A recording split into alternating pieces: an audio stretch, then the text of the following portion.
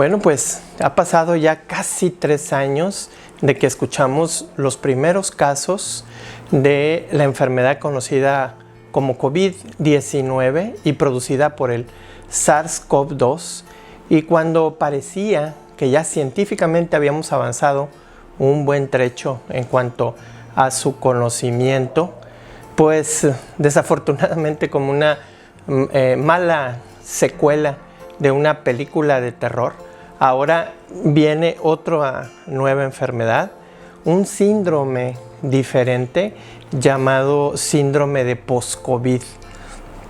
Y vaya que si todavía hay muchas interrogantes acerca de este padecimiento o de esta enfermedad. Tenemos que volver a aprender, tenemos que volver a conocer y tenemos que volver a estudiar esta nueva patología para poderla empezar a entender. Una de las preguntas que yo creo que es muy válida y que pudiéramos hacer primeramente, pues es básicamente si realmente este síndrome existe, ¿no? Como muchos de ustedes, yo tuve COVID hará unos 2 años aproximadamente, y créanme que es fecha que siento en algunos días que tengo fatiga, cansancio, y a veces me duele la cabeza, a veces me siento como lento en cuanto a las cuestiones que realizo en mi vida diaria y en la cuestión laboral. Y yo creo que una muy buena pregunta acerca de eso es si ustedes se han sentido así y si esto representa realmente un síndrome de post-COVID. Quiero mencionarles que si vemos los casos acumulados hasta la fecha de la enfermedad del COVID-19, prácticamente estamos llegando a los 610 millones de ellos. Y vean cómo la enfermedad del COVID tardío o del post-COVID representa realmente un problema de salud pública. Algunos de los científicos que han estudiado esta enfermedad nos dicen que de estos, el 10% de la población básicamente van a quedar con alguna de estas sintomatología o un cuadro relacionado con lo que llamamos ahora COVID tardío.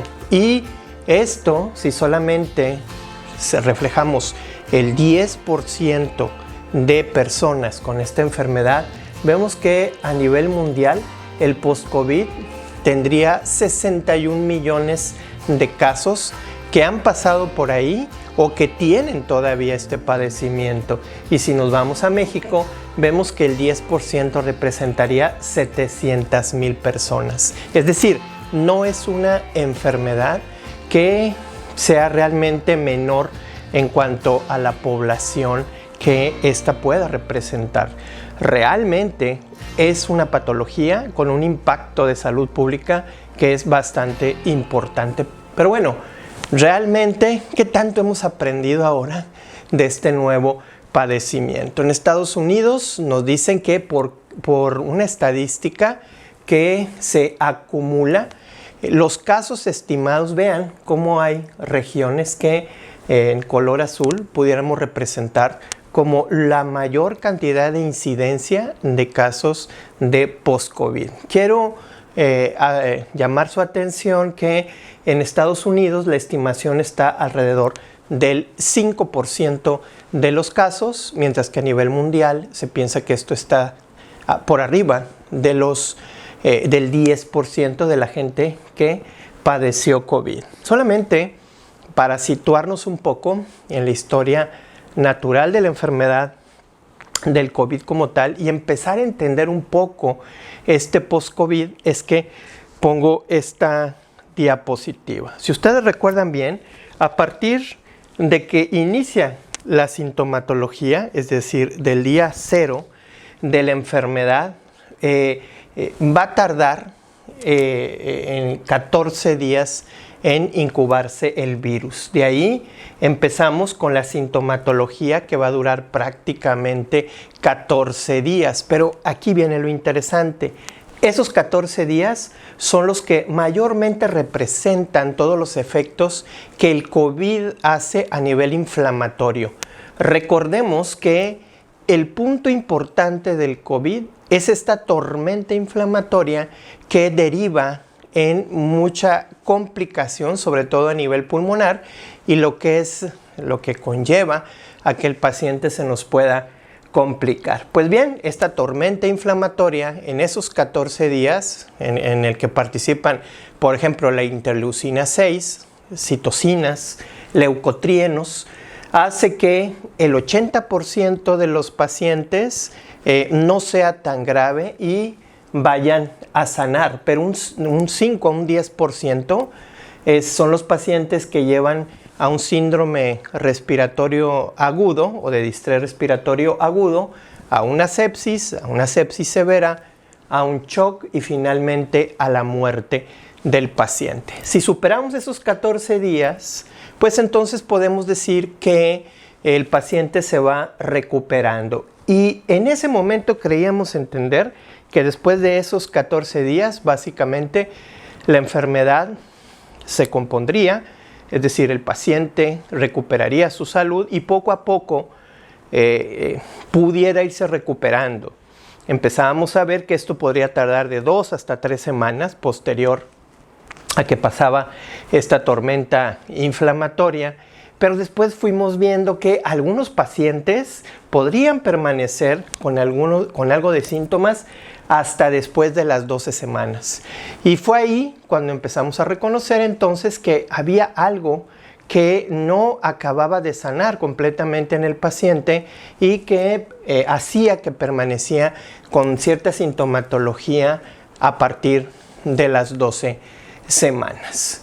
Entonces, hoy sabemos, después de estudiar esto, que hay potenciales causas de lo que se conoce como COVID largo o síndrome de post-COVID. Y una de las más importantes es la desregulación del sistema inmunológico. Es decir, aquellos pacientes que presentan una gran cantidad de productos inflamatorios durante el COVID agudo, aquellos que presentan fenómenos de autoinflamación, aquellos que permanecen con el virus mayor cantidad de tiempo en algunos sitios y aquellos que han tenido algún daño a nivel del endotelio son los que probablemente vayan a presentar con más frecuencia estos datos o este cuadro clínico del COVID largo, que si ustedes se fijan no solamente involucra datos generales, sino también datos pulmonares, datos cardiovasculares,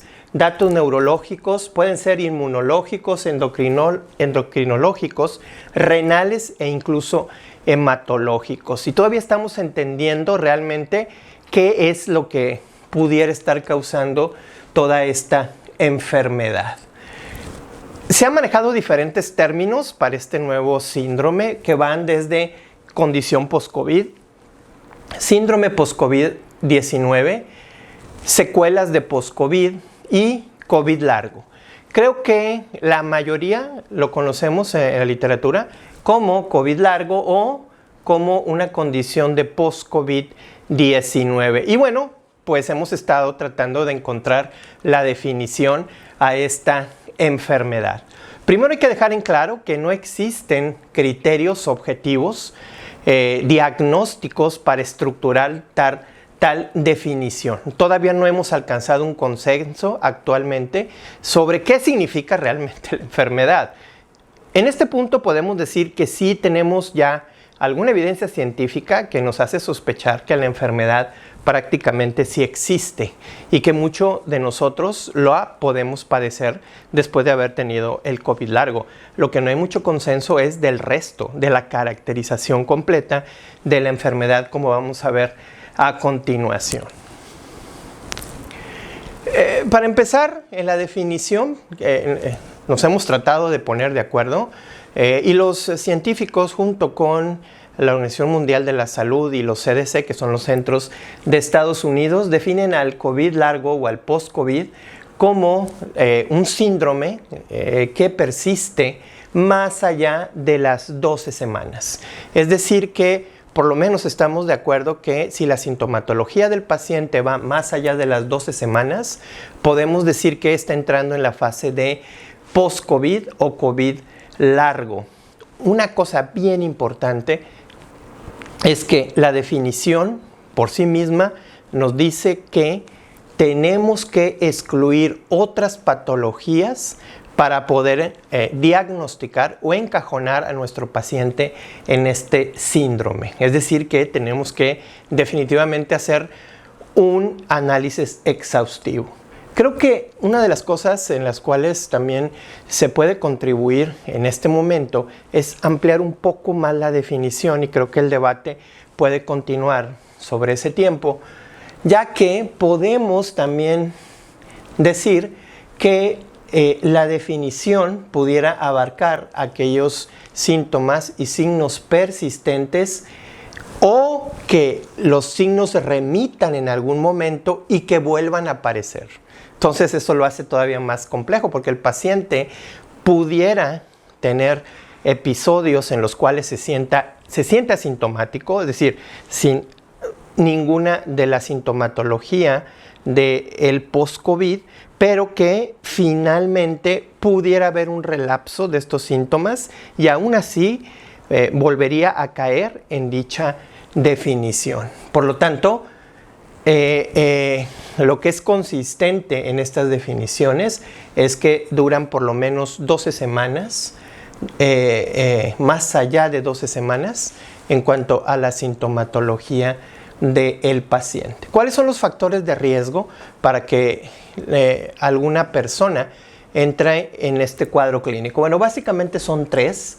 Generalmente los pacientes que forman autoanticuerpos, los que tienen carga viral elevada o los que tienen condiciones preexistentes, son los que pudieran en algún momento dado hacer una o una tormenta inflamatoria más importante, es decir, los que tuvieron COVID moderado o severo o que llegaron a cuidados intensivos son los que tienen un factor más importante. También se ha visto que las coinfecciones con algún otro virus, por ejemplo el virus del Epstein-Barr, también pueden contribuir a que el paciente posteriormente presente estos datos de post-COVID. Una cosa importante dentro de la definición entonces es que al momento de etiquetar al paciente como un paciente con post-COVID o COVID largo, este paciente debe de ser estudiado y debe de ser un diagnóstico básicamente de exclusión. Eso reta más al médico, ¿verdad? Y pone también en juego la paciencia del paciente, pues, puesto que tenemos que descartar otras enfermedades para que lo podamos etiquetar como COVID largo. Algunos autores también mencionan que debemos de diferenciar en este sentido algunas otras causas diferentes al post-COVID. Por ejemplo, podemos tener después de un episodio de COVID agudo algunas secuelas que son básicamente las que dejan un daño orgánico que es permanente. Podemos también tener algunas manifestaciones o sintomatologías derivadas de la propia hospitalización del paciente, el muy conocido síndrome de terapia intensiva, el cual puede presentarse en cualquier persona que haya ingresado a la terapia. También la descompensación de enfermedades previas. El inicio de una nueva enfermedad puede desencadenarse por el episodio agudo del COVID. Y por último, algo que no se dice mucho, pero que sí tenemos que estar atentos es si los síntomas que trae nuestro paciente, en lugar de ser de COVID largo, pudieran ser de alguna toxicidad farmacológica. Una vez que nosotros hemos descartado por lo menos estos eventos, es cuando podemos entonces etiquetar al paciente como un paciente con post-COVID o COVID largo. ¿Cuáles son esa pléyade de síntomas y de signos que podemos encontrar en esta patología? Bueno, básicamente el síntoma que más prevalece pues, en estos pacientes es la fatiga. Hasta la mitad de los pacientes permanece con fatiga después de 12 semanas de haber tenido COVID.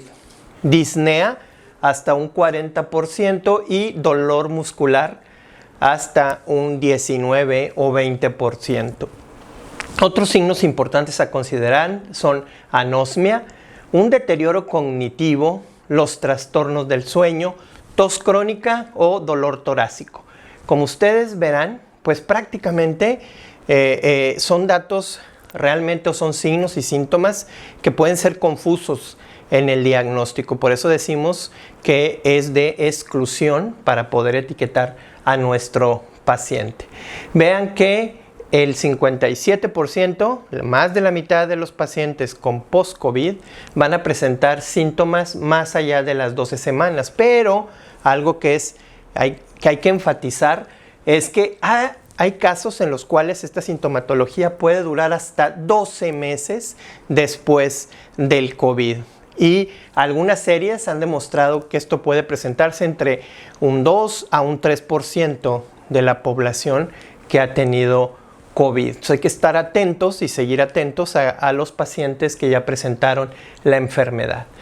Quiero ahora describir de una forma muy general lo que se tiene hasta ahora entendido en la relación de algunos de estos síntomas con la fisiopatología del COVID. Vamos a ver los más frecuentes y vamos a tratar de entender un poco también la fisiopatología de ellos. Empezando por la sintomatología del sistema nervioso central, podemos decir que en la mayoría de los pacientes se presenta hasta en el 24% de aquellos que tuvieron COVID. Vean que el 6% solamente presentan alguna anormalidad en algún estudio de resonancia magnética o tomografía. Es decir, que para hacer el diagnóstico incluso se tiene que hacer algunas otras pruebas que comprueben esta secuela del COVID.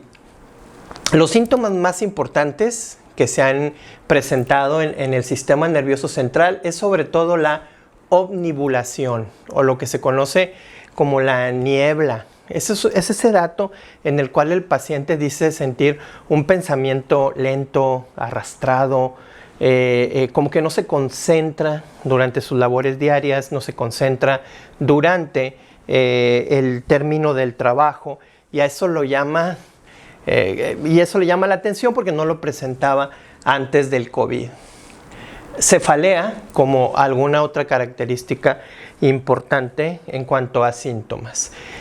Algunos autores han tratado de explicar estos síntomas, sobre todo dando a entender que pueden persistir datos a nivel del cerebro, como una encefalomielitis, lo que explicaría un poco la cefalea, o que el virus puede causar incluso un daño axonal directo, dando incluso datos de desmielinización, en muy pocos casos vasculitis o sangrado cerebral, y puede haber residualmente datos de meningitis crónica por los restos de partículas virales. También puede haber fenómenos de autoinmunidad, sobre todo en la enfermedad límbica, en muy pocos pacientes, lo que hace que la fisiopatología sea también muy extensa y muy compleja en esta enfermedad. Obviamente, nuestro diagnóstico diferencial siempre va a ser esclerosis múltiple, enfermedades autoinmunes como lupus eritematoso y el síndrome de antifosfolípidos. ¿Qué se recomienda en la literatura para buscar? Bueno, una buena historia clínica, acuérdense que siempre va a ser de descarte, resonancia magnética buscando ese 6.6% que pudieran presentar alguna anormalidad como desmielinización, y el citoquímico del líquido cefalorraquídeo, donde prácticamente puede haber valores normales o presentarse como también una meningitis aséptica, es decir, con ciertas características que realmente no hacen el diagnóstico. El tratamiento que se ha recomendado es básicamente sintomático y pues según lo que tengamos de sospecha diagnóstica. ¿Qué pasa con la anosmia? Bueno, es otro síntoma que se presenta muy importantemente. Si vemos, pues prácticamente hasta un 68% de los pacientes pueden presentar este síntoma, y vemos cómo puede ser explicado básicamente por la destrucción del epitelio nasal. Es decir, una vez que el coronavirus se acopla a los receptores CK2 de lo que es el epitelio nasal, puede haber liberación de citocinas, una inflamación importante, destrucción del epitelio y la producción de anosmia en algunos pacientes. La mayoría se recupera a las 2 semanas de haber iniciado. Sin embargo, en los consensos se hace particular énfasis en dos partes en el tratamiento del paciente. Uno es lo que se conoce como terapia de rehabilitación olfatoria, es decir, nosotros retamos al paciente a que por lo menos 2 veces al día por algunos 10 segundos esté oliendo diferentes aromas, entre ellos el rosa, el eucalipto, el limón, el clavo, de una manera secuencial 2 veces por día, para esto estimular un poco la regeneración de ese epitelio y que el paciente vuelva otra vez a percibir los olores. Esta terapia de rehabilitación ha dado respuesta hasta un 63% de los pacientes, los cuales mejoraron a las 6 semanas de la terapia. Sin embargo, se recomienda que la terapia pueda ser utilizada hasta 12 semanas como mínimo. Lo segundo, en cuanto a tratamiento farmacológico, es que se ha visto que también utilizando el spray nasal de fluticasona, que básicamente lo podemos conseguir en cualquier farmacia, vean cómo mejoraba significativamente la percepción de olores en más del 60% de los pacientes. Algunos otros medicamentos que se han probado, como esteroides, otros esteroides tópicos, básicamente han mostrado que no hay diferencia significativa entre los controles y los pacientes que quedaron con anosmia. Otro síntoma frecuente del sistema nervioso central, decíamos, es el dolor de cabeza o la cefalea, que puede presentarse hasta el 90%. El reto sigue siendo hacer el diagnóstico diferencial, excluir todo lo demás y decir que esto es por el post-COVID. Y esto tiene que ver básicamente otra vez con el aumento de interleucinas, moléculas proinflamatorias y sobre todo la que va comandada por la interleucina 6, que puede condicionar el desarrollo de cefalea por una interacción inflamatoria a nivel del trigémino vascular. También hay otra teoría que apunta hacia que la propia inflamación endotelial a nivel de las arterias meningia pudiera dañar los vasa nervorum de los nervios craneales y que pueden ocasionar dolor agudo y dolor crónico. En este sentido, se recomienda utilizar como tratamiento los antiinflamatorios no esteroideos, los que todos conocemos, y la amitriptilina, la cual se ha podido ver que tiene también una resolución importante en cuanto a los cuadros, entre un 50 a 60%. Y sigo insistiendo en buscar otras patologías asociadas, puesto que el diagnóstico sigue siendo de exclusión. Ya habíamos visto que la niebla, lo que se le llama como la niebla cognitiva o el deterioro cognitivo, se puede presentar básicamente hasta en un 20% de los pacientes. El resto de este deterioro cognitivo puede estar marcado por alteraciones del sueño, ansiedad y el estrés postraumático.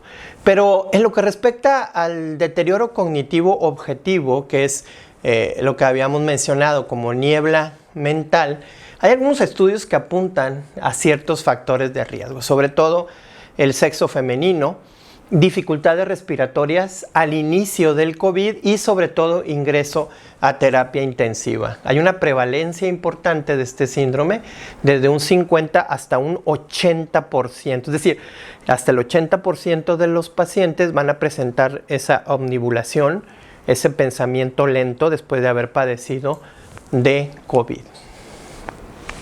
Y esa niebla mental es muy común. Mucha gente no la sabe definir realmente, pero va relacionada sobre todo con la concentración, la memoria y la función a nivel del trabajo. Otra afección que es importante, que sea incluso una de las principales en cuanto a el síndrome de post-COVID, y que se presenta hasta el 30 entre el 30 y el 50% de los pacientes, son las afecciones pulmonares.